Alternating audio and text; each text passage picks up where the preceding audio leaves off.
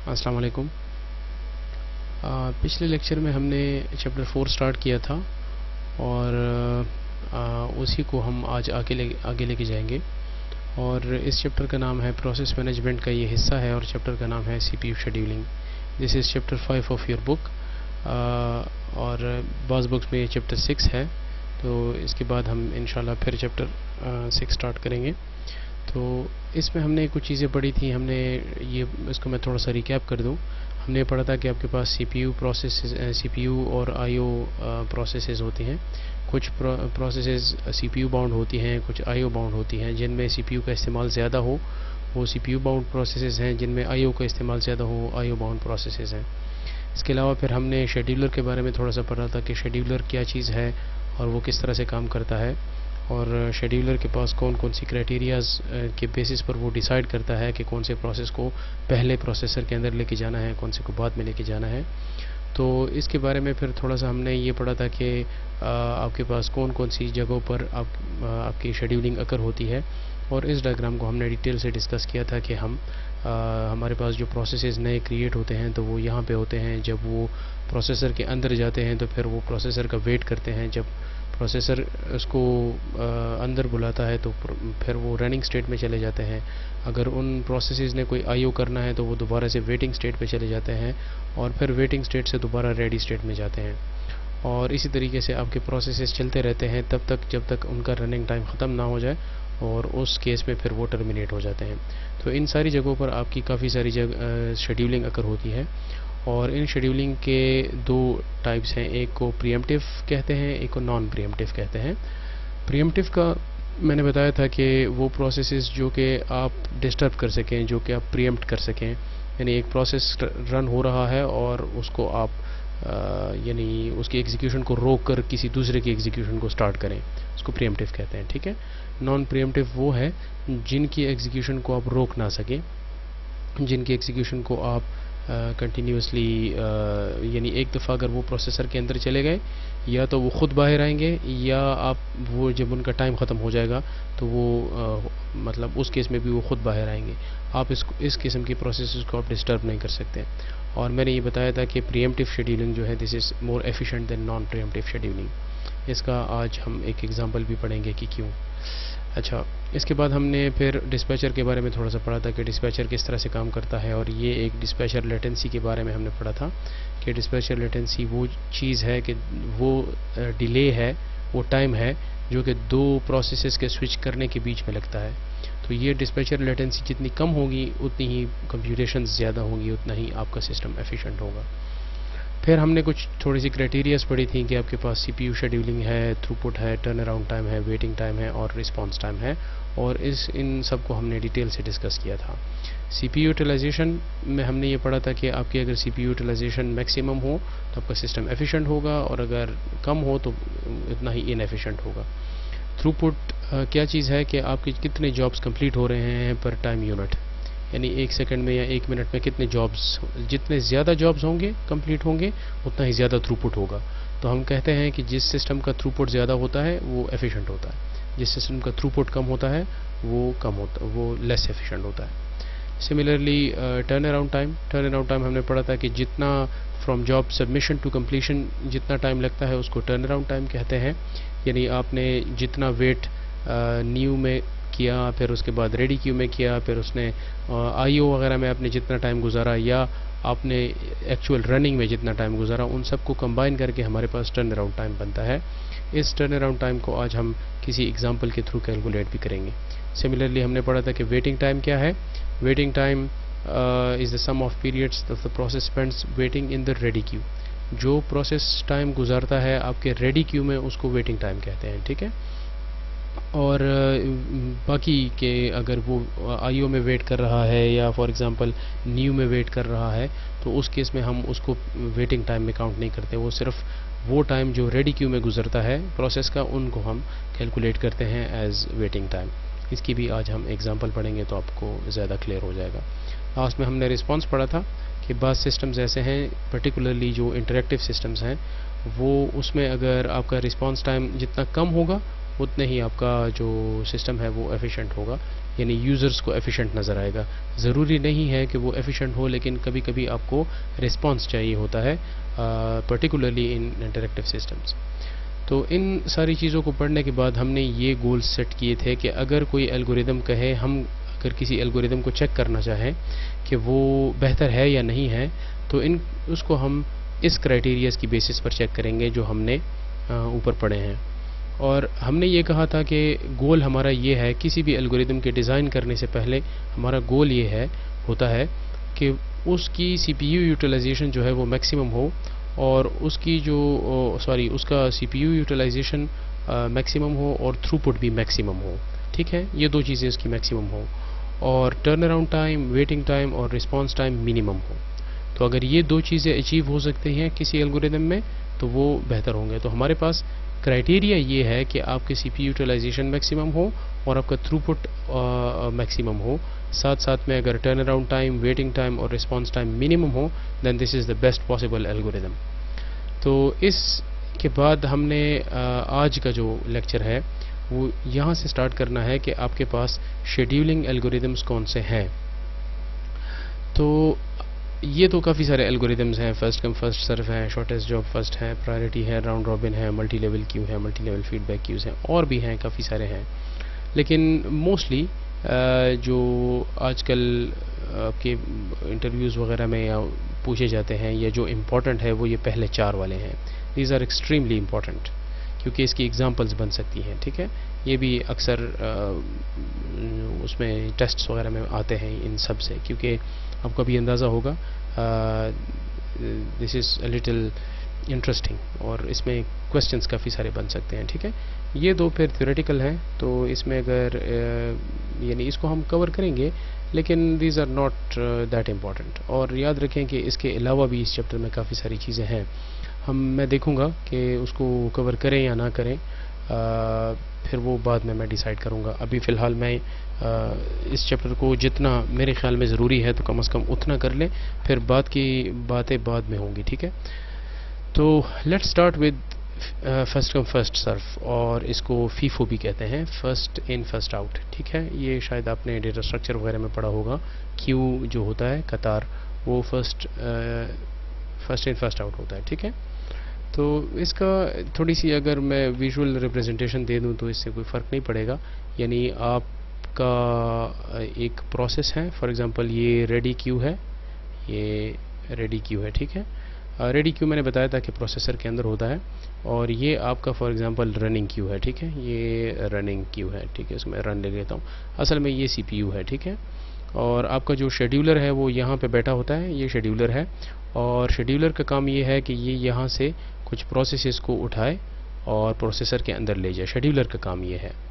तो अगर ये रेडी क्यू, इसमें कौन सा एल्गोरिदम इम्प्लीमेंटेड है, first come first serve for example implemented है, तो फिर ये होगा कि लेट्स सपोज आपके पास 5 प्रोसेसेस हैं, P1 पहले आया है, उसके बाद P2 आया है, उसके बाद P3 आया है, उसके बाद P4 आया है, एंड सो ऑन। इस तरह से काफ़ी सारे प्रोसेसेस आए हैं। तो शेड्यूलर इस एल्गोरिदम को देखेगा कि इसमें कौन सा एल्गोरिदम इम्प्लीमेंटेड है। ठीक है, तो इसमें फर्स्ट कम फर्स्ट सर्व है, तो फिर ये इस पहले वाले को पहले उठाएगा, इसको प्रोसेसर के अंदर ले आएगा, जब ये प्रोसेस ख़त्म हो जाए तो उसके बाद फिर प्रोसेस 2 को ले आएगा, जब ये ख़त्म हो जाए तो उसके बाद प्रोसेस 3 को ले आएगा, जब ये ख़त्म हो जाए तो उसके बाद प्रोसेस 4 के ले आएगा। इन अदर वर्ड्स तरतीब से है। ठीक है, चाहे किसी की प्रायोरिटी ज़्यादा है, कम है, इसका जितना भी टाइम लगता है, वी डोंट केयर। इसमें बस सिर्फ इतना ही होगा कि आप जितना भी इसको, यानी जिस तरह से भी आप इसको इम्प्लीमेंट करना चाहते हैं, इट वोंट मैटर, क्योंकि यानी कहने का मतलब ये है कि आपका जो एल्गोरिदम है, this strictly depends on the arrival of the process. आपका प्रोसेस 1 पहले आया है तो प्रोसेस 1 ही पहले जाएगा, अगर प्रोसेस 2 इसके बाद आया है तो फिर ये वेट करेगा इसका P1 का। ठीक है, तो इसको फर्स्ट कम फर्स्ट सर्व कहते हैं, या फीफो भी कहते हैं, फर्स्ट इन फर्स्ट आउट। और अभी हम देखेंगे कि ये क्यों इनएफिशिएंट है, ये इतना बेहतर क्यों नहीं है। The process that requests the CPU first allocates the CPU first, मतलब जो प्रोसेस रिक्वेस्ट करता है CPU को पहले, उसको CPU पहले मिलेगा, पहले आइए पहले पाइए, ठीक है। This can easily be implemented using a Q. आपने क्यू डेटा स्ट्रक्चर में पढ़ा होगा, डेटा स्ट्रक्चर के सब्जेक्ट में, कि क्यू किस तरह से बनाते हैं। तो ये फर्स्ट कम फर्स्ट सर्व हमेशा एरेज वगैरह में बड़ी आसानी से बन जाते हैं यूजिंग अ क्यू एल्गोरिदम। और अगर आप जावा यूज़ कर रहे हैं तो उसमें बिल्ट इन कलेक्शंस मौजूद हैं जिसके थ्रू आप इजीली इसको इम्प्लीमेंट करा सकते हैं, ठीक है। It will be very easy to implement in a collection. अच्छा, अगर आपको जावा में कलेक्शंस आते हैं तो इसको मेरे ख्याल में 2 मिनट का काम है। अच्छा, first come first serve is not preemptive. तो प्रीएम्प्टिव अभी थोड़ी देर पहले मैंने समझाया भी है कि प्रीएम्प्टिव क्या है। Basically first come first serve जो है ये प्रीएम्प्टिव नहीं है। इन अदर वर्ड्स, अगर आप किसी प्रोसेस को की एग्जीक्यूशन को बीच में रोक कर कोई काम कराना चाहते हैं तो ये नहीं हो सकता इसमें। फॉर एग्जांपल यहाँ पर अभी P1 एग्जीक्यूट कर रहा है और P3 कह रहा है, चीख के कह रहा है कि मेरी इमरजेंसी है, मैं प्रोसेसर के अंदर जाना चाहता हूँ और ये इतना ज़्यादा रिक्वेस्ट करने के बाद भी आप इस प्रोसेस की एग्जीक्यूशन को रोक नहीं सकते। ये प्रोसेस अगर 100 सेकंड्स तक एग्जीक्यूट होना चाह रहा है तो ये 100 सेकंड्स तक एग्जीक्यूट होगा, चाहे ये मर रहा हो, इसके साथ जो भी इमरजेंसी है, we don't care, because this process arrives first. ये जो प्रोसेस 1 है, तो फर्स्ट कम फर्स्ट सर्व हमेशा नॉन प्रीएम्प्टिव होता है, ये प्रीएम्प्टिव नहीं होता, ठीक है। इसमें हमेशा यानी कि कोई प्रोसेस अगर एग्जीक्यूट हो रहा है तो उसकी एग्जीक्यूशन को आप डिस्टर्ब नहीं कर सकते। तो that's why first come first serve is non preemptive. Once a process has the CPU, it will occupy the CPU until the process completes or voluntarily enters into the wait state। कहने का मतलब ये है कि इस case में अगर कोई प्रोसेस एक दफ़ा CPU के अंदर चला जाए तो उसकी एग्जीक्यूशन को आप रोक नहीं सकते, वो चलता जाएगा। कब तक? जब तक वो या तो खुद बाहर ना आ जाए वेटिंग स्टेट में या उसका प्रोसेस कंप्लीट ना हो जाए। इन आइदर केस ये प्रोसेसर के अंदर रहेगा, ठीक है। अच्छा, अब इसकी एक एग्जांपल देखते हैं कि फर्स्ट कम फर्स्ट सर्व किस तरह से काम करता है, ठीक है ना। ये जो आपको नज़र आ रही है this one is the ready Q. ये आपके पास रेडी क्यू है, ठीक है। और इस रेडी क्यू में आपके पास कुछ प्रोसेसेस हैं, वो आ गए हैं। एक ए है, प्रोसेस ए, इसको एग्जीक्यूट होने के लिए 10 सेकंड्स चाहिए। एक प्रोसेस बी है, उसको 5 सेकंड्स चाहिए। एक सी है जिसको 7 सेकंड्स चाहिए और एक डी है जिसको 6 सेकंड्स चाहिए, ठीक है। और ये किस तरतीब से आए हैं? पहले ए आया है, फिर उसके बाद बी, फिर उसके बाद सी और फिर उसके बाद डी।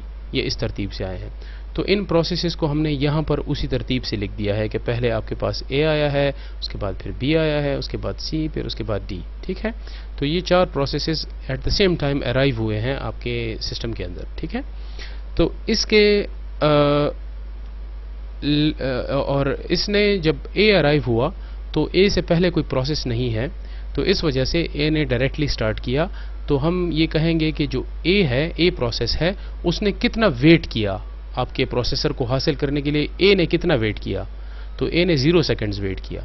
वजह यह है क्योंकि उसने तो वेट ही नहीं किया, उससे तो पहले तो प्रोसेस था ही नहीं, ये तो पहला प्रोसेस है जो अभी अराइव हुआ है। तो इस वजह से जो प्रोसेस ए है, it actually starts execution on the 0 seconds, because इसने वेट नहीं किया कोई भी, ठीक है। ए का रनिंग टाइम कितना है? ए का एग्जीक्यूशन टाइम कितना है? वो 10 सेकंड्स है। तो इसने 0 सेकंड्स से स्टार्ट किया और फिर उसने 10 सेकंड तक ये एग्जीक्यूट हुआ। तो ये एंड कब हुआ? जब टोटल सेकंड्स कितने गुजर गए? 10 सेकंड्स। तो यानी 0 + 10 इज़ बेसिकली 10। तो यहाँ पर आपके पास ये 10 सेकंड बाद ख़त्म हुआ। अब इसके बाद किसकी बारी है? 5 जो बी है, बी प्रोसेस की, उसकी बारी है।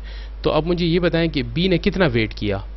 बी ने वेट किया, ये रेडी क्यू है ना, तो इसमें बी ने वेट किया 10 सेकंड्स। क्यों? क्योंकि ए प्रोसेस का रनिंग टाइम जो था वो 10 सेकंड्स था। समझ आ रही है? तो बी ने डायरेक्टली एग्जीक्यूशन स्टार्ट नहीं की क्योंकि ए ने प्रोसेसर को ऑक्यूपाई किया हुआ था। जब तक ए ख़त्म ना हो तब तक आपका बी एग्जीक्यूट नहीं हो सकता। तो इस वजह से जो बी है उसने ए के ख़त्म होने का इंतज़ार किया। तो ए ने कितने देर में ये एग्जीक्यूशन ख़त्म की? 10 सेकंड में। तो बी ने कितना वेट किया? 10 सेकंड। ठीक है। अच्छा, अब B का एग्जीक्यूशन टाइम कितना है? 5 सेकेंड्स। तो चूंकि इसने 10 सेकेंड पे स्टार्ट किया और उसका अपना रनिंग टाइम 5 सेकेंड्स है, तो इस B के कंप्लीट होने में टोटल टाइम 15 सेकेंड्स लगा। ठीक है, तो B का टोटल एग्जीक्यूशन टाइम जो है वो 15 है। ठीक है ना। तो अब C ने कितना वेट किया? C चूंकि A और B के बाद आया है, और ये C तब ही एग्जीक्यूट होगा जब A और B दोनों सक्सेसफुली कंप्लीटली एग्जीक्यूट हो जाएंगे, तब आपका C एग्जीक्यूट होगा। तो C ने बेसिकली A का भी वेट किया और B के कंप्लीट होने का भी वेट किया। तो A के लिए उसने कितना वेट किया? 10 सेकेंड। B के लिए उसने टोटल वेट कितना किया? 5 सेकेंड। तो टोटल वेट जो है C ने किया 15 सेकेंड्स। तो ये 15 सेकेंड्स गुजर जाने के बाद आपके C की बारी आई और C एग्जीक्यूट होने लगा। तो C का जो टोटल रनिंग टाइम है वो है 7। इन अदर वर्ड्स, C का जो कंप्लीट उसने wait time plus running time अगर कैलकुलेट कर लें तो वो आता है 22। इन अदर वर्ड्स, जो C है उसका टोटल टाइम लगा, यानी waiting time plus execution time, वो था 22 सेकेंड्स। ठीक है, तो इसने 22 सेकेंड्स वेट किया in order to be fully completed. उसके बाद D की बारी आई। अब D ने कितना वेट किया? D ने A के कंप्लीट होने का भी वेट किया, B के कंप्लीट होने का भी वेट किया, C के कंप्लीट होने का भी वेट किया। तो टोटल वेट इसने किया 22 सेकेंड्स। यानी D की बारी आई कब? जब A, B और C तीनों सक्सेसफुली एग्जीक्यूट हो गए, कंप्लीटली एग्जीक्यूट हो गए, उनका वेटिंग टाइम और उनका जो एग्जीक्यूशन टाइम है वो सारे गुजर गए। तो फिर D की बारी आई, तो D ने टोटल वेट किया 22 सेकेंड्स। उसके बाद उसकी बारी आई, तो चूंकि D का जो रनिंग टाइम है वो 6 है, तो उसने 6 सेकेंड्स और गुजारे आपके प्रोसेसर के अंदर, और उसके बाद फिर उसने अपनी एग्जीक्यूशन ख़त्म की। तो इन 4 प्रोसेसेस के ख़त्म होने में टोटल टाइम जो लगा वो था 28 सेकेंड्स। अब क्वेश्चन ये है कि इन प्रोसेसेस ने कितना, इनका एवरेज वेटिंग टाइम कितना है? हर एक ने ऑलमोस्ट कितना वेट किया?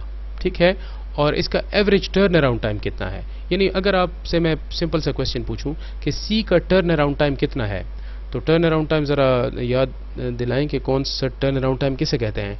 टर्न अराउंड टाइम कहते हैं waiting time plus execution time. तो C का जो वेटिंग टाइम है वो 15 सेकेंड्स है और C का एग्जीक्यूशन टाइम कितना है? 7 सेकेंड्स। तो इन दोनों को कंबाइन करके जो आपके पास ये वाला फिगर है, ये 22 वाला, ये C का बेसिकली टर्न अराउंड टाइम है। ठीक है, D का टर्न अराउंड टाइम 28 है, B का टर्न अराउंड टाइम 15 है और A का टर्न अराउंड टाइम 10 है, और C का वेटिंग टाइम कितना है? वो है 15। समझ आ रही है? तो ये जो स्टार्ट वाला कॉलम है this is basically waiting time, और ये जो एंड वाला कॉलम है this is basically turn around time. तो अगर मैं आपसे पूछूं कि D का टर्न अराउंड टाइम कितना है D का, तो डायरेक्टली इस कॉलम को देखें, D का टर्न अराउंड टाइम है 28 और C का टर्न अराउंड टाइम कितना है? 22। A का वेटिंग टाइम कितना है? 0। B का वेटिंग टाइम कितना है? 10। B का टर्न अराउंड टाइम कितना है? 15। तो अगर मैं आपसे पूछूं कि अच्छा मुझे ये बताएं कि इन चारों का एवरेज टर्न अराउंड टाइम कितना है, एवरेज टर्न अराउंड टाइम, तो आप इन कॉलम्स को ऐड करेंगे और 4 पे डिवाइड कर देंगे तो आपके पास एवरेज टर्न अराउंड टाइम आ जाएगा। अगर मैं आपसे पूछूं कि waiting time, average waiting time in सारे प्रोसेसेस का कितना है, तो इन प्रोसेसेस का average waiting time 0 + 10 + 15 + 22 divide by 4, ये आपका एवरेज वेटिंग टाइम होगा। ठीक है, तो ये जो एवरेज वेटिंग टाइम है देखिए इसको किस तरह से कैलकुलेट किया है, 0 + 10 + 15 + 22, ये वाला कॉलम डिवाइड बाई 4, तो आपके पास एवरेज वेटिंग टाइम आया। एवरेज टर्न अराउंड टाइम कितना है? 10 + 15 + 22 + 28, इसको 4 पे डिवाइड करें तो आपके पास एवरेज टर्न अराउंड टाइम आ जाएगा। तो ये और ये मिनिमम होना चाहिए, ये जितना कम होगा उतना ही आपका सिस्टम एफिशिएंट होगा। इन अदर वर्ड्स, उतने ही प्रोसेसेस ने कम वेट किया होगा रेडी क्यू में, उतना ही प्रोसेसेस जल्दी जल्दी एग्जीक्यूट हो गए होंगे, कंप्लीशन हो गई होगी, तो थ्रूपुट आपका ज़्यादा होगा। तो this is just one example कि आपका जो अगर algorithm first come first serve है तो इस केस में आपका जो प्रोसेस है वो इस तरह से होगा, उसका एवरेज टर्न अराउंड टाइम और एवरेज वेटिंग टाइम इतना होगा। ठीक है, तो आई होप इस एग्जांपल की आपको समझ आई होगी। इसके अंदर एक काफ़ी बड़ा प्रॉब्लम है, ये जो फर्स्ट कम फर्स्ट सर्व है। अच्छा, पेपर में आपके इस तरह से क्वेश्चन दिया होगा जिस तरह से ये है, और आपको एवरेज वेटिंग टाइम और average turn around time calculate करना होगा। तो प्ले अराउंड विद इट, इसके साथ थोड़ा सा खेल कूद करें। ये जो नंबर्स हैं इनको थोड़ा चेंज करें। फॉर एग्ज़ाम्पल इसको 12 कर दें, इसको 15 कर दें, इसको 18 कर दें, इसको फॉर एग्ज़ाम्पल 9 कर दें, और फिर एवरेज वेटिंग टाइम और average turn around time calculate कर लें। तो आपको अंदाज़ा होगा कि आपका, बल्कि एक काम करें, इसको आप 50 कर दें, ये ए वाले को, और बाकियों को यही रहने दें। तो फिर आप देखें कि आपके इस एवरेज टाइम पर, एवरेज वेटिंग टाइम पर और एवरेज टर्न अराउंड टाइम पर क्या फ़र्क पड़ता है। ठीक है, फिर ये करें कि इस 50 को ए के बजाय डी पे ले जाएं। ठीक है, और ये डी इसका जो 6 है ये यहाँ पे ले आएँ, इन अदर वर्ड्स रिप्लेस कर दें। ठीक है, फिर कैलकुलेट करें कि एवरेज वेटिंग टाइम और टर्न अराउंड टाइम में क्या फ़र्क पड़ता है। और आई होप आपको समझ आ रहा होगा कि मैं क्या कहना चाह रहा हूँ। ठीक है, इससे काफ़ी फ़र्क पड़ता है। अभी मैं आपको समझाता हूँ कि क्यों। देखें, इसमें एक चीज़ होती है जिसको कॉनवॉय इफ़ेक्ट कहते हैं। कॉनवॉय इफ़ेक्ट, कॉनवॉय इफ़ेक्ट एक ऐसा, कॉनवॉय तो जानते हैं ना आप मेरे ख्याल में कॉनवॉय तो जानते होंगे कि कॉनवॉय क्या है। यानी जो यानी एक सेकंड में आपको अगर दिखा सकूं कॉनवॉय, अगर कॉनवॉय, एक सेकेंड, कॉनवॉय कहते हैं इस किस्म के सेटअप को। ये जो आपको नज़र आ रहा है ये वाला, इसको कॉनवॉय कहते हैं। ये तो देखें, सारी गाड़ियाँ जो हैं वो इस एक गाड़ी के पीछे जा रही हैं, इस किस्म की, या ये एग्ज़ाम्पल पर सबसे बेहतर है।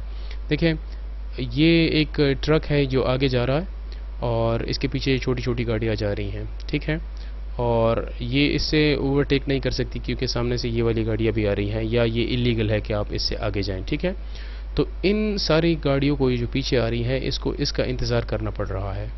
तो इस किस्म के इफ़ेक्ट को कॉनवॉय इफ़ेक्ट कहते हैं। ठीक है, कॉनवॉय इफ़ेक्ट।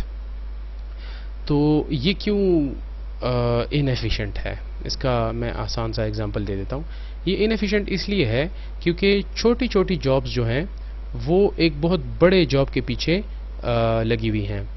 और इसकी आसान एग्जांपल ये है कि अगर आप कल रोटियां लेने चले जाएं अपने मार्केट, और वहाँ आपको फ़र्ज़ कर लें सिर्फ 2 रोटियां चाहिए, और आपके जो आगे बंदा खड़ा हुआ है उसको 150 रोटियां चाहिए, तो आपको एक रोटी के लिए या 2 रोटियों के लिए 150 का वेट करना पड़ रहा है, क्योंकि एल्गोरिदम जो है वो फर्स्ट कम फर्स्ट सर्व है। तो you can not bypass him. आप ये नहीं कह सकते कि यार मुझे 1-2 रोटियाँ पहले दे दो फिर मैं चला जाऊंगा। आपको एक छोटे प्रोसेस, ये जो छोटे प्रोसेसेस हैं ये एक बड़े प्रोसेस का वेट कर रहे हैं, इसके कंप्लीट होने का वेट कर रहे हैं। तो आपका पूरा सिस्टम जो है वो इनएफिशिएंट हो गया है। किस तरह से इनएफिशिएंट हो गया? क्योंकि आपका 5 और 7 और 6 जल्दी जल्दी सर्व हो सकते हैं, लेकिन चूंकि फर्स्ट कम फर्स्ट सर्व है तो इस वजह से आपका जो वो है, आपका जो पूरा सिस्टम है उसका एवरेज टर्न अराउंड टाइम और एवरेज वेटिंग टाइम बहुत ज़्यादा हो जाता है। वजह उसकी यही होती है कि आपका एक बहुत बड़ा प्रोसेस छोटे प्रोसेसेस से पहले होता है। यानी फॉर एग्जांपल आप इसकी एक दूसरी एग्जांपल देख लें। फॉर एग्जांपल आपने प्रिंट करनी है, 2 बंदों ने एक प्रिंटर पे प्रिंटिंग करनी है, एक के 1 पेज प्रिंट होना है और दूसरे के फॉर एग्जांपल 200 पेजेस प्रिंट होने हैं, और पहले कमांड जो है वो 200 पेजेस वाली की आ गई है। तो फिर क्या होगा? 200 पेजेस के लिए ये 1 पेज वाला वेट करेगा। तो this is not an efficient system. ये सिंपल है लेकिन एफिशिएंट नहीं है। ठीक है, तो इसमें सबसे बड़ा प्रॉब्लम क्या बनता है? उस प्रॉब्लम को कहते हैं कॉनवॉय इफेक्ट। ठीक है, इसमें प्रॉब्लम्स क्या हैं आपके फर्स्ट कम फर्स्ट सर्व में? It is easy to have the convoy effect. Convoy अभी इफेक्ट मैंने पहले बताया कि एक बहुत बड़ी गाड़ी आपसे पहले है और आपकी छोटी गाड़ियाँ उसके पीछे हैं। इसका मतलब क्या है? Many processes wait for one big process to get off the CPU। आपके काफ़ी सारे छोटे प्रोसेसेस एक बड़े प्रोसेस का वेट कर रहे हैं कि वो CPU छोड़ दें। CPU यूटिलाइजेशन में भी लो, CPU यूटिलाइजेशन इसमें बहुत कम होगी क्योंकि एक प्रोसेस को ज़्यादा टाइम मिल रहा है और बाकी प्रोसेसेस को कम टाइम मिल रहा है। Consider a CPU bound process running with many IO bound processes. यानी आपका जो CPU बाउंड प्रोसेस है वो पहले CPU के अंदर चला गया है और IO को टाइम ही नहीं मिल रहा। तो ये जो फर्स्ट कम फर्स्ट सर्व है, it is in the favour of long processes. आपके अगर कोई प्रोसेस बहुत बड़ा हो उसके लिए ये ज़्यादा फेवरेबल है, ज़्यादा सूटेबल है, and it may not be fair to the shorter ones. ये जो छोटे प्रोसेसेस हैं ये इसके लिए अच्छा नहीं है। उसके लिए हम ये कहते हैं कि उसके लिए ये स्टारवेशन अकर करता है। स्टारवेशन इंग्लिश में कहते हैं भूख को, ठीक है ना, भूख या भूख से मरने को कहते हैं, ठीक है ना। तो अगर एक प्रोसेस इसका साइज़ फ़र्ज़ कर लें ये 10 के बजाय मैं 100 कर दूं, तो CPU सिर्फ इस A को 100 सेकंड्स देगा और ये B, C और D जो है ये भूख से मर जाएंगे, ठीक है ना। इसको फिर CPU मिलेगा ही नहीं। कब मिलेगा? जब 100 सेकंड्स गुजर जाएंगे। तो हम ये कहते हैं कि फर्स्ट कम फर्स्ट सर्व जो है it favours the bigger jobs and it creates starvation for smaller jobs और स्मॉलर टास्क्स और स्मॉलर प्रोसेसेस, ठीक है। तो इसके कुछ प्रॉब्लम्स हैं, ये जहन में रखें। शॉर्टर वंस के लिए, what if a 1 minute job is behind a 10 hour job. फ़र्ज़ कर लें एक प्रोसेस को 10 आवर्स चाहिए कंप्लीट होने के लिए और एक इसके पीछे एक प्रोसेस है जिसको 1 मिनट चाहिए। तो इस वजह से फिर आपका जो ये 1 मिनट वाला है ये इसके लिए ये स्टारवेशन अकर करेगा। इसके लिए ये यानी आपके सिस्टम को पूरा स्टार्व कर देगा, इसको टाइम ही नहीं मिलेगा, तो ये भूख से मर जाएगा, ठीक है। It is troublesome for time sharing system where each user needs to get share of the CPU at regular intervals. होना ये चाहिए कि अगर टाइम शेयरिंग सिस्टम है, टाइम शेयरिंग मतलब प्रोसेसर एक है और प्रोसेसेस ज़्यादा है और सारों ने शेयर करना है एक ही प्रोसेसर को, तो उस केस में फिर सारे प्रोसेसेस को थोड़ा थोड़ा टाइम मिलना चाहिए, बजाय ये कि एक प्रोसेस अंदर जाए और वो सारा आपका काम ख़राब करे।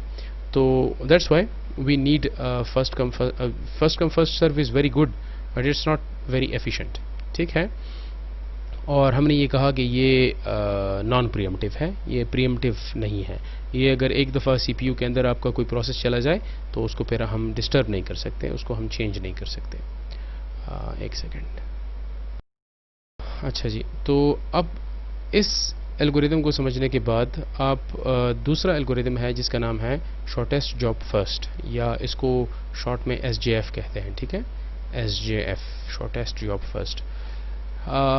इसमें ये जो नाम से ज़ाहिर है, इसका मतलब ये है कि आपको शॉर्टेस्ट जॉब्स को प्रायोरिटी देनी है।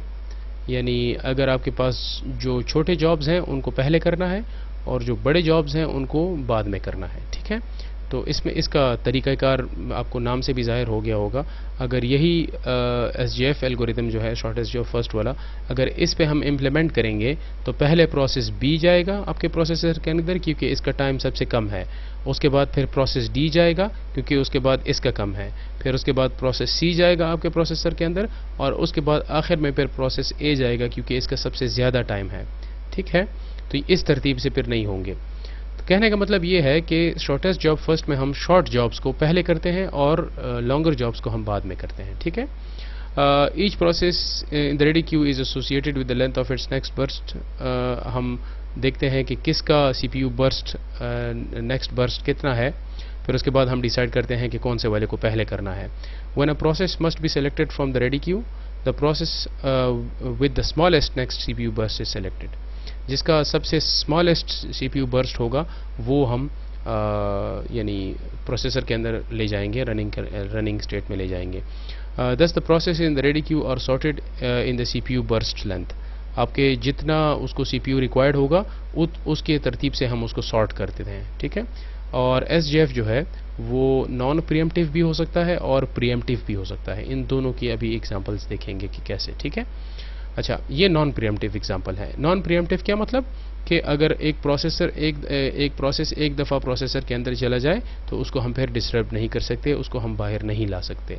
तो इस वजह से SJF ये जो एग्जांपल है ये non pre-emptive version of SJF है, यानी इसका ये प्रीएम्प्ट नहीं हो सकता, ये डिस्टर्ब नहीं हो सकता। ये बिल्कुल फर्स्ट कम फर्स्ट सर्व की तरह है, वो भी प्रीएम्प्ट नहीं हो सकता लेकिन ये भी प्रीएम्प्ट नहीं हो सकता। अब इसमें गौर से देखने वाली बात यह है कि ये ABCD जो है ये एग्जैक्टली वही एग्जांपल है जो कि आपने अभी थोड़ी देर पहले फर्स्ट कम फर्स्ट सर्व में देखी, ठीक है ना। तो 10, 5, 7, 6 ये एग्जैक्टली वही एग्जांपल है, नंबर्स हमने चेंज नहीं किए। और इन 10, 5, 7, 6 को असल में CPU बर्स्ट कहते हैं, ठीक है ना, यानी the time required for a process to complete, इसको बर्स्ट कहते हैं। अच्छा, अब इसमें ए बी सी डी ये सारे एक ही वक्त पे आए हैं, या फॉर एग्जांपल पहले ए आया है, उसके बाद बी आया है, उसके बाद सी और उसके बाद डी। लेकिन इसमें पहले आने से कोई फ़र्क नहीं पड़ता। आपकी फ़र्ज़ कर लें पहले 4 सेकंड के अंदर ये सारे प्रोसेसेस आ गए हैं और आप ये चाहते हैं कि इन प्रोसेसेस को मैं सॉर्ट करूं, तो ये किस तरह से करेंगे? पहले किसकी बारी होगी? अगर आप एसजेएफ के एल्गोरिदम को फॉलो करना चाह रहे हैं शॉर्टेस्ट जॉब्स को, तो पहले बी आएगा। देखिए, तो पहले हमने बी लिखा है यहाँ, उसके बाद क्या है? उसके बाद डी की बारी है, क्योंकि डी का टाइम सबसे कम है। इसके बाद तो डी की बारी है, फिर उसके बाद बी है, सी है, तो हमने सी लिखा, और इसके बाद ए, तो हमने ए लिखा। तो अब इस तरह से हमने ये सॉर्ट कर दिए हैं, इसको हमने तरतीब से लिख दिया है। तो जब हमने बी पहले लिखा तो वही वाली बात अब दोबारा से स्टार्ट हो गई है। तो बी का बी का वेटिंग टाइम कितना है? इसका वेटिंग टाइम 0 सेकंड्स है, क्योंकि बी सबसे पहले हमने सॉर्ट कर दिया है, ठीक है। उसके बाद बी कितनी देर रन हुआ? 5 सेकंड उसने रन किया, और 5 सेकंड बाद ये कंप्लीट हो गया। तो बी का टर्न अराउंड टाइम 5 है, और बी का वेटिंग टाइम 0 है, और बी का रनिंग टाइम 5 है। इसके बाद किसकी बारी आई? उसके बाद डी की बारी आई। अब डी ने क्या किया? डी ने वेट किया बी के कंप्लीट होने का। कितना वेट किया? 5 सेकंड्स, और डी फिर एग्जीक्यूट हुआ 6 सेकंड्स के लिए। तो डी का एवरेज टर्न अराउंड डी का वेटिंग टाइम 5 सेकंड्स है, और डी का टर्न अराउंड टाइम 11 सेकंड्स है, ठीक है। सिमिलरली सी की, उसके बाद सी की बारी आई, तो सी ने बी का भी वेट किया और डी का भी वेट किया। तो बी के लिए उसने 5 सेकंड्स वेट किया, और डी के लिए उसने 6 सेकंड्स वेट किया, क्योंकि यानी टोटल इसने सी ने बी और डी के कंप्लीट होने का वेट किया, तो 11 सेकंड्स इसने टोटल वेट किया। 7 सेकंड्स के लिए ये खुद एग्जीक्यूट हुआ, तो 11 + 7 इज़ 18 सेकंड्स। तो ये सी का जो टर्न अराउंड टाइम है वो है 18 सेकंड्स। उसके बाद फिर आखिर में इसकी बारी आई, तो इसने टोटल वेट किया 18 सेकंड्स। उसके बाद ये एग्जीक्यूट हुआ 10 सेकंड्स के लिए, और 10 + 18 इज़ बेसिकली 28, तो इसने टोटल वेट किया 28 सेकंड्स। अब इसमें और पिछली एग्जांपल में सिर्फ ये फ़र्क है कि हमने ये जो तरतीब है आपके टास्क्स की या प्रोसेसेस की, ये हमने चेंज की। बाकी कैलकुलेशन का तरीका एग्जैक्टली वही है। अगर आप इस वाले टेबल में देखें तो इसमें भी आखिरी प्रोसेस जो है वो 28 सेकंड्स में एग्जीक्यूट हो रहा है, और इसमें भी ये आखिरी प्रोसेस जो है वो 28 सेकंड्स में ही एग्जीक्यूट हो रहा है। लेकिन इसका अगर आप एवरेज वेटिंग टाइम कैलकुलेट करें तो ये 8.5 है। ये जो SGF है इसका 8.5 है, और इसका एवरेज वेटिंग टाइम 11.8 है। तो आप इमेजिन करें, इसमें तकरीबन 4 सेकंड्स का गैप है। समझ आ रही है? तो सिर्फ तरतीब के डिफरेंट करने से SGF जो है वो ज़्यादा बेहतर हो गया, आपका थ्रूपुट ज़्यादा बेहतर हो गया, सारे लोगों ने कम वेट किया, ठीक है। सिमिलरली इसका टर्न अराउंड टाइम SGF का 15.5 है, हालांकि नंबर्स वही हैं, CPU बर्स्ट हमने चेंज नहीं किए, ये एग्जैक्टली वही है। तो इसका turn around time total 15.5 seconds है एवरेज टर्न अराउंड टाइम, और इसका 18.8 है, तकरीबन 19 है ऑलमोस्ट, ठीक है ना। और इसका जो है तो ये 15.5 है। तो कहने का मतलब ये है कि हमने SGF, ये जो कि नॉन प्रीएम्प्टिव SGF है, जिसको हमने फर्स्ट कम फर्स्ट सर्व की तरह ट्रीट किया है, सिर्फ इतना किया कि हमने इसकी तरतीब चेंज की, तो इसमें इन दोनों पे काफ़ी बड़ा इफेक्ट पड़ा। सारों ने थोड़ा वेट भी किया, वेटिंग क्यू में भी टाइम कम गुजारा, और आपका जो एवरेज टर्न अराउंड टाइम है फॉर ऑल प्रोसेसेस ये भी रिड्यूस हो गया। तो कहने का मतलब ये है कि अगर आप शॉर्टर जॉब्स को ज़्यादा प्रायोरिटी देंगे, शॉर्टर जॉब्स को पहले करेंगे अपने प्रोसेसेस में, तो आपका एवरेज वेटिंग टाइम कम होगा और एवरेज टर्न अराउंड टाइम कम होगा। वही वाली एग्जांपल है कि अगर आप रोटियां लेने जाएं और आपके आगे एक बंदा खड़ा हो जिसको 100 रोटियां चाहिए, तो और आपको 2 चाहिए, तो आपको वो जल्दी से 2 दे देगा, आपको फारिग कर देगा, और बाकी फिर उसको सर्व करते जाएंगे। इसमें एक मसला है, और वो मसला ये है कि जिस तरह से ये जो फर्स्ट कम फर्स्ट सर्व है, ये फेवर करता है, ये ज़्यादा फ़ायदेमंद है लॉन्गर प्रोसेसेस के लिए, जिनका टाइम ज़्यादा हो उनके लिए ज़्यादा फीजिबल है, और SGF जो है वो शॉर्टर प्रोसेसेस के लिए ज़्यादा फीजिबल है। लेकिन शॉर्टेस्ट जॉब फर्स्ट में प्रॉब्लम ये है कि इसमें जो बड़े जॉब्स हैं उनके स्टार्व होने का ख़तरा होता है, उनको उनके लिए स्टारवेशन अकर हो सकती है। फॉर एग्जांपल एक बंदा, उसको 1000 रोटियाँ चाहिए और वो खड़ा हुआ है लाइन में, और आपने SGF एल्गोरिदम इम्प्लीमेंट किया है, और हर एक बंदा आ रहा है और 2-2 और 3-3 और 4-4 और 5-5 रोटियाँ लेके जा रहा है, तो ये 1000 कंप्लीट नहीं होंगी, ये 1000 बड़ी मुश्किल से कंप्लीट होंगी। तो इसमें लॉन्गर जॉब्स के लिए जो है उसमें मसले ज़्यादा हैं। लॉन्गर जॉब्स जो हैं उसमें यानी उसके लिए स्टारवेशन अकर हो सकती है, ठीक है। तो कोई भी एल्गोरिदम जो है वो 100% एफिशिएंट नहीं होता, लेकिन हमें देखना पड़ता है कि अगर आपके पास शॉर्टर जॉब्स ज़्यादा हैं और लॉन्गर जॉब्स कम हैं तो फिर आपके पास SGF ज़्यादा फीजिबल है, और अगर आपके पास लॉन्गर जॉब्स ज़्यादा हैं और शॉर्ट जॉब्स कम हैं तो फिर आपके लिए फर्स्ट कम फर्स्ट सर्व ज़्यादा बेहतर है। तो it depends on the situation कि कौन सा सिचुएशन है और किस सिचुएशन में कौन सा एल्गोरिदम बेहतर है, तो इट डिपेंड्स। अच्छा, अब इसी एग्ज़ाम्पल को जहन में रखते हुए इसका एक प्रीएम्प्टिव वर्जन देखते हैं कि SGF में शॉर्टेस्ट जॉब फर्स्ट में प्रीएम्प्टिव क्या चीज़ है या प्रीएम्प्टिव वर्जन कौन सा है, ठीक है। तो इसको अगर इसके 2 एग्जांपल्स हैं। अच्छा, चलो इसको थोड़ा सा फिर आगे लेके जाएंगे, लेकिन इसका ये नॉन प्रीएम्प्टिव प्रीएम्प्टिव वर्जन देख लें। पहले याद दिला लें प्रीएम्प्टिव क्या है। प्रीएम्प्टिव कहते हैं वो जॉब्स जो कि डिस्टर्ब हो सकें, जो कि यानी क्या कहते हैं, जिनको हम डिस्टर्ब कर सकें, तो उसको हम वो कहते हैं प्रीएम्प्टिव जॉब्स कहते हैं या प्रीएम्प्टिव एल्गोरिदम्स कहते हैं। तो ये SGF ही है लेकिन प्रीएम्प्टिव है, ठीक है। तो इसमें अब लेट सपोज आपके पास एक 4 जॉब्स हैं A, B, C और D, ठीक है।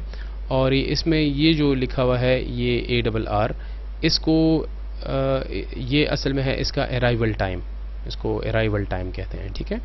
और ये बर्स्ट जो है ये इसका मतलब होता है कि ये इसको इतना CPU रिक्वायर्ड है, ठीक है। इसका टोटल रिक्वायर्ड टाइम जो है वो 8 सेकंड्स है, और इसको अभी देखते हैं, ये जो वेट वाला है इसको चेक करते हैं, ठीक है। अच्छा, पहले इन एग्जांपल्स में, जिससे पहले एग्जांपल थी, इसमें हमने ये एज्यूम किया था कि ये 4 के 4 jobs at the same time, ये देखें लिखा हुआ है एट द सेम टाइम, आपके सिस्टम के अंदर दाखिल हुए हैं और फिर आपने तरतीब की है, ठीक है। ये एट द सेम टाइम आ गए हैं। लेकिन इस एग्जांपल में, ये प्रीएम्प्टिव वाली एग्जांपल में, हमने ये कहा है कि ये 4 जॉब्स इकट्ठी नहीं आई। पहले जॉब A आया है कितने सेकंड में, 0 सेकंड्स में, यानी सबसे पहले A जॉब आई है। उसके बाद 1 सेकंड, उसके एग्जैक्ट 1 सेकंड बाद कौन सी जॉब आई है, B। उसके एग्जैक्ट 1 सेकंड बाद कौन सी जॉब आई है, C। उसके एग्जैक्ट 1 सेकंड बाद कौन सी जॉब आई है, D। तो ये जॉब्स 4 सेकंड के अंदर आई हैं, ये सारी इकट्ठी नहीं आई। पहले A आया है, उसके बाद B, फिर उसके बाद C, फिर उसके बाद D। तो इस तरतीब से ये आए हैं, ठीक है। अच्छा, लेट्स स्टार्ट कि ये इसको टाइमलाइन कहते हैं, इसको इसी से फिर आपको ज़्यादा अंदाज़ा होगा। Let me take a screenshot ताकि मैं इस पे को ड्रॉ कर सकूं कुछ चीज़ों को, ठीक है। अच्छा, लेट्स से कि आपके पास ये एक वो है क्या कहते हैं, एक सेकेंड यार, बल्कि चलो इसको अगर मैं पेंट में ले जाऊं तो मेरे ख्याल में वो ज़्यादा मेरे लिए फिजिबल होगा। अच्छा, तो अब करना ये है कि हमने इसको थोड़ा सा कैलकुलेट करना है ताकि आपको अंदाज़ा हो जाए कि ये किस तरतीब से या किस तरह से काम करता है। Let me be very clear. तो ये आपके पास ये जो ऊपर की टाइम लाइन है, दिस इज़ बेसिकली सेकेंड्स। ये 0 है और ये 1 है, ये इस तरह से 2 है, ये 3 है, ये 4 है, ये 5 है एंड सो ऑन। इस तरह से आप चलते जाते हैं, ठीक है। तो आपके बिल्कुल 0 सेकंड्स पे जब आप यहाँ पे हैं तो आपका प्रोसेस A अराइव हुआ है, क्योंकि ये इसका जो 0 है, इसका जो अराइवल टाइम है वो 0 है, ठीक है। तो यहाँ सेकंड 0 पर आपके पास A अराइव हुआ है।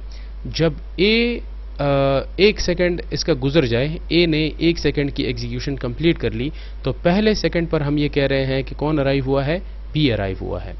तो अब आपके पास टोटल क्यू में, यानी आपके पास पहले जो क्यू है, यहाँ पर 0 सेकंड्स में आपके पास A पड़ा है, सिर्फ A है, बाकी कोई नहीं है।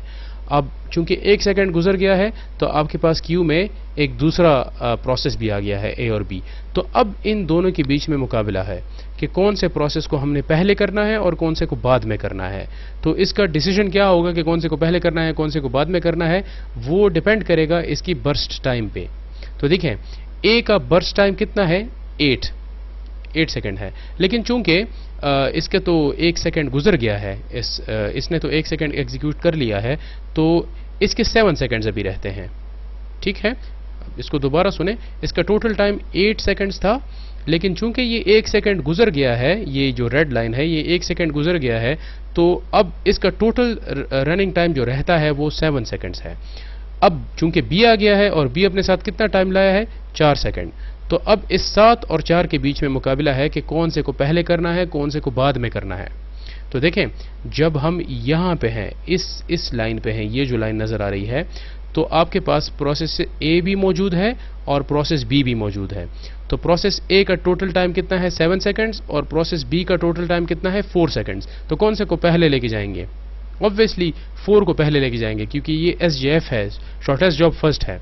तो हम ए को प्रीएम्प्ट कर देंगे, प्रीएम्प्ट क्या मतलब, बाहर ले जाएंगे, और बी को प्रोसेसर के अंदर ले जाएंगे। तो इस केस में फिर जो ए है वो वेट करेगा, समझ आ रही है, प्रोसेस ए जो है वो वेट करेगा और प्रोसेस बी प्रोसेसर के अंदर चला जाएगा। तो अब इस केस में प्रोसेस बी जो है वो सेलेक्ट हो गया है, प्रोसेस बी प्रोसेसर के अंदर चला गया है, और प्रोसेस ए जो है वो यहां पर आप देख सकते हैं कि ये वेट कर रहा है, समझ आ रही है, ये वेट कर रहा है। अब प्रोसेस बी ने भी 1 सेकंड गुजार लिया, ये 1 सेकंड जो है ये प्रोसेस बी ने गुजार लिया। तो अब हम दूसरे सेकंड पे हैं। तो जब दूसरे सेकंड पे है तो हमारे पास दूसरे सेकंड में सी इंटर हुआ है, देखें सी आया है। तो यहां पर अब आपके पास जब हम दूसरे सेकंड पे हैं तो आपके पास सी अराइव हुआ है आपके प्रोसेसर के अंदर, आपके क्यू के अंदर, और ये अपने साथ 9 सेकंड्स लाया है। इन अदर वर्ड्स अब 3 के बीच में मुकाबला है। तो 7 सेलेक्ट होगा या 4 सेलेक्ट होगा या 9 सेलेक्ट होगा। तो अब प्रोसेसर के अंदर कौन है, प्रोसेसर के अंदर बी एग्जीक्यूट हो रहा है, लेकिन बी का 1 सेकंड हो गया है, तो बेसिकली इससे भी 1 माइनस करेंगे तो बी के टोटल सेकंड्स कितने रहते हैं, 3। तो अब किन किन के बीच में मुकाबला है, 7, 3 और 9। तो देखें 7, 3 और 9 के बीच में मुकाबला है, और इसमें से कौन सा सेलेक्ट होगा, ऑब्वियसली बी ही सिलेक्ट होगा, क्योंकि बी का सबसे कम टाइम है। तो बी एक दफ़ा दोबारा से एग्जीक्यूट हो जाएगा। ये देखें, ये बी 1 सेकंड यहाँ एग्जीक्यूट हुआ और 1 सेकंड यहाँ एग्जीक्यूट हुआ, तो बी एग्जीक्यूट हो रहा है। अब हम चौथे सेकंड पे हैं, तो जब हम यानी तीसरे सेकंड पे हैं, तो जब हम तीसरे सेकंड पे हों तो डी अराइव हो गया, और डी अपने साथ कितना टाइम लाया, 5। तो यहाँ पर हम लिख देंगे 5, और ये जो डी प्रोसेस है इसके बीच में मुकाबला है। अब चूंकि ये 1 सेकंड और भी एग्जीक्यूट हो गया, तो इसका जो टोटल टाइम है वो 2 सेकंड रह गया। तो अब 4 प्रोसेस के बीच में मुकाबला है, एक 7, एक 2, एक 9 और एक 5। तो कौन सा सेलेक्ट होगा, ऑलरेडी ये जो बी है ये सबसे छोटा है, तो बी ही सेलेक्ट होगा। तो देखें, आप जब 4th सेकंड पे हैं तो आपके क्यू में कितने हैं, आपके क्यू में ए है, बी है, सी है और डी है, और इसमें से सबसे कम जो है वो आपका बी है। तो बी 1 सेकंड के लिए और एग्जीक्यूट हो जाएगा। अब दोबारा से 4 के बीच में मुकाबला है, 7, 1, 9, 5, तो 1 ही है। तो ये जो बी है ये 4 के 4 सेकंड्स गुजार लेगा और बी यहाँ पर टर्मिनेट हो जाएगा इस जगह पर, ठीक है। तो चूंकि बी ने पूरा टाइम गुजार लिया और बी क्यू से निकल गया, अब ये बी नहीं है, ये सिरे से ख़त्म ही हो गया, ठीक है। अब 3 प्रोसेसेस रहते हैं, एक आपके पास ए है, एक सी है और एक डी है। तो इसमें से कौन सा सबसे छोटा है, ऑब्वियसली डी सबसे छोटा है। तो यहाँ से अब एग्जीक्यूशन किसकी स्टार्ट हो जाएगी, डी की स्टार्ट हो जाएगी, देखिए डी की एग्जीक्यूशन स्टार्ट हुई। अब यहाँ पर मैं रोक कर आपको थोड़ा सा एक चीज़ समझाता हूँ, आप सोच के मुझे बताएं कि इस डी का जो वेटिंग टाइम है वो कितना है। आप वीडियो पॉज कर लें और फिर खुद कैलकुलेट कर लें और फिर मुझे बताएं कि डी का वेटिंग टाइम इस स्टेज पर कितना है। पूरा सिर्फ waiting time, turn around time नहीं, वेटिंग टाइम इसका डी का कितना है, ठीक है। चलें अब मैं बता देता हूं कि डी का वेटिंग टाइम कितना है। डी कब अराइव हुआ, डी अराइव हुआ 4th सेकंड पे, ठीक है, जब हम 3 पे थे यहां अराइव हुआ है, ठीक है। तो इस केस में डी ने बी के एग्जीक्यूट होने का वेट किया ओनली फॉर 2 सेकंड्स, ठीक है। और जो वो है, बल्कि सॉरी, इसके ये जब अराइव हुआ तो इसका जो टोटल वेटिंग टाइम है वो बेसिकली 0 है। ये जो ही अराइव हुआ ये डी, तो बी ख़त्म हो गया था। ठीक है, देखें बी यहाँ से एग्जीक्यूट हुआ, यहाँ बी ख़त्म हो गया और इस सेकंड पर आपका डी अराइव हो गया। तो डी ने कोई वेट नहीं किया, डी का वेटिंग टाइम 0 है। समझ आ रही है? डी ने बी के कंप्लीट होने का या ए के कंप्लीट होने का वेट किया ही नहीं है, वो सिस्टम में था ही नहीं। जब जो ही वो सिस्टम में आया तो डायरेक्टली सेलेक्ट हो गया विदाउट कंपटीशन, क्योंकि बी ख़त्म हो गया था और 5 और 9 और 7 के बीच में 5 ही सबसे छोटा था, तो इसने कोई वेट किया ही नहीं है, इसीलिए इसका वेटिंग टाइम जो है वो 0 है। आई होप इसकी समझ आई होगी। वो फिर आप इन नंबर्स को कैलकुलेट कर लें तो भी आपको अंदाज़ा हो जाएगा। अच्छा चलें, अब डी जो है वो इसका 1 सेकेंड गुजर गया डी का, तो इसका 4 रह गया, तो 4, 9 और 7 में 4 सबसे छोटा है, तो फिर दोबारा से ये एग्जीक्यूट होगा। तो फिर 3, 9 और 7 के बीच में 3 ही छोटा है, तो इस तरह से आपका जो डी है वो कम्प्लीटली एग्जीक्यूट हो जाएगा 5 सेकेंड्स के लिए। ठीक है, तो जो ही ये कंप्लीट हो जाए आपका, इसका जो कंप्लीशन हो जाए, तो अब ये प्रोसेस भी आपके क्यू से निकल गया। तो अब दो में से किसकी बारी होगी? ए की बारी होगी, क्योंकि ए सबसे छोटा है। तो देखें डी के बाद डायरेक्टली ए ने एग्जीक्यूशन स्टार्ट की, ये वाली लाइन। तो ए के 8 सेकंड थे, लेकिन कितने रह गए थे? 1 सेकंड तो इसने एग्जीक्यूट किया था, तो 7 रह गए थे, तो ये 7 के साथ एग्जीक्यूट हो जाएगा। उसके बाद फिर सी रह गया क्यू में, क्योंकि ए भी ख़त्म हो गया, 7 सेकंड इसके भी गुजर गए। तो इसका जो सी है वो कम्प्लीटली 9 सेकंड्स गुजार देगा, and then you can calculate the average waiting time and the average turn around time of these systems. तो this is basically the preemptive version of the SJF. ये थोड़ा सा कॉम्प्लिकेटेड है, लेकिन इट इज़ मोर एफिशिएंट, इसका average waiting time और भी कम है। तो इसका टर्न अराउंड टाइम यहाँ पर इन्होंने कैलकुलेट नहीं किया, लेकिन आप फिर ख़ुद से इसकी कैलकुलेशन कर सकते हैं, जिस तरह से प्रीवियस एग्जांपल्स में हमने पढ़ा। तो एसजेएफ को हम प्रीएम्प्टिवली भी यूज़ कर सकते हैं और नॉन प्रीएम्प्टिवली भी यूज़ कर सकते हैं। आई होप आपको प्रीएम्प्टिव की समझ आई होगी कि आपके जो प्रोसेसर से आप जिस तरह से ए को हमने 1 सेकंड के लिए एग्जीक्यूट कराया, फिर उसको बाहर निकाला। कब तक बाहर निकाला? जब बी पूरा एग्जीक्यूट हो गया और जब डी भी पूरा एग्जीक्यूट हो गया, तब हमने ए को बारी दी। तो अगर इसका आप वेटिंग टाइम कैलकुलेट करना चाह रहे हैं तो ये इंतहाई आसान है। देखें ए रन हुआ 1 सेकंड के लिए, फिर ये वेटिंग स्टेट में चला गया, तो इसने किसका वेट किया? बी का वेट किया। कितने सेकंड्स के लिए? 4 सेकंड्स के लिए। फिर ए ने ए की बारी दोबारा भी नहीं आई, फिर उसके बाद डी की बारी आई, तो इसने डी का कितना वेट किया? 5 सेकंड्स। तो इसने बी के कंप्लीट होने का भी वेट किया और डी के कंप्लीट होने का भी वेट किया। तो ए के लिए इसने वेट किया 4 सेकंड्स के लिए और बी के लिए वेट किया इसने 5 सेकंड्स के लिए। तो इन दोनों को कंबाइन करके आपको अंदाज़ा हो गया होगा कि ये 9 जो है, this is basically the waiting time of A. समझ आ रही है? ये इसका वेटिंग टाइम है, यहाँ 9 लिखा हुआ है, 9 is the waiting time of A. और इसका टर्न अराउंड टाइम कितना है? तो waiting time plus execution time कर लें। ठीक है, वेटिंग टाइम कितना है? वेटिंग टाइम 9 है और एग्जीक्यूशन टाइम कितना है? एग्जीक्यूशन टाइम ये बर्स्ट टाइम जो है ये 8, तो 9 और 8 मेरे ख्याल में 17 बनता है। तो इसका टर्न अराउंड टाइम ए का 17 सेकंड्स है। बाकियों के लिए भी आप इस तरह से कैलकुलेट कर सकते हैं। सिमिलरली आप फिर एवरेज भी निकाल सकते हैं इन सब के लिए। कहने का मतलब ये है कि आपके पास ये प्रीएम्प्टिव भी हो सकता है और नॉन प्रीएम्प्टिव भी हो सकता है। This is just one example. और अगर इस ही एग्जांपल को आप नॉन प्रीएम्प्टिव से करेंगे, ये जो ऊपर वाली एग्जांपल है ये 9, ये इंतहाई सिंपल है कि इसमें कोई ऐसे कह लें कि फर्स्ट कम फर्स्ट सर्व ही की तरह है। देखें एक जॉब अराइव हुआ 0 सेकंड्स में और उसको 8 बर्स्ट चाहिए कंप्लीट होने के लिए। तो चूंकि हम इसको डिस्टर्ब नहीं कर सकते, इसको प्रीएम्प्ट नहीं कर सकते, तो आप यहाँ से लेकर यहाँ तक आपके 8 सेकंड्स लग जाएंगे। फिर उसके बाद बी आया तो बी को 4 सेकंड्स चाहिए तो बी एग्जीक्यूट हो जाएगा। उसके बाद डी आया तो डी एग्जीक्यूट हो जाएगा। और उसके बाद फिर सी आया, सॉरी बी आया तो बी एग्जीक्यूट हो जाएगा। और उसके बाद आपके यानी आपके पास सी और चलें ये इस तरह से करते हैं, इसको भी यानी कर लेते हैं, ये इसको प्रॉपरली एग्जीक्यूट करते हैं ताकि आपको इसका भी अंदाज़ा हो जाए। इसमें एक कॉम्प्लिकेटेड चीज़ है, या इस तरह से करते हैं, इसको फिर कल कर लेते हैं क्योंकि ज़्यादा हो जाएगा मेरे ख्याल में। ठीक है, let's end this lecture here कि आपके पास इसका एक प्रीएम्प्टिव वर्जन मौजूद है SGF का, और इसका एक नॉन प्रीएम्प्टिव भी है। ये नॉन प्रीएम्प्टिव वाला फिर इंशाल्लाह अगली लेक्चर में करेंगे। आई होप आपको इस क्लास की समझ आई होगी। और again this is very very important for interviews and tests वगैरह, इवन फॉर योर पेपर, क्योंकि इसमें क्वेश्चंस बन सकते हैं कि अगर इन वैल्यूज़ को हम चेंज करें तो आप से मैं सिर्फ ये दो चीज़ें एक्सपेक्ट करूँगा, and then you have to calculate this कि ये किस तरह से करेंगे। ठीक है, तो इसकी थोड़ी सी प्रैक्टिस करें।